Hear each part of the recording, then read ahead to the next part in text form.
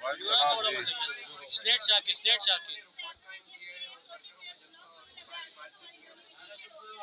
इंशाल्लाह कल हमारे चेयरमैन बिलावल भुट्टो जरदारी शेर कराची में रहने वाली आवाम का शुक्रिया अदा करने आ रहे हैं और हम कराची की आवाम से अपील करते हैं कि वो सब आएँ, चेयरमैन बिलावल भुट्टो जरदारी को सुने।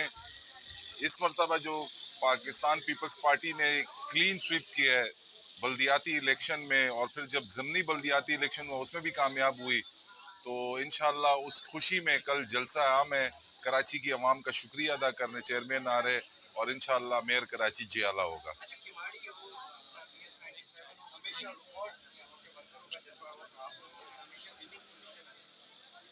जी बिल्कुल, हमने एनए की सीट भी जीती है, सूबाई सीटें भी जीती है और अभी लोकल बॉडीज़ के इलेक्शन में भी हम कामयाब हुए और इंशाल्लाह आने वाले जनरल इलेक्शन में भी पाकिस्तान पीपल्स पार्टी खिदमत पे जो खिदमत की है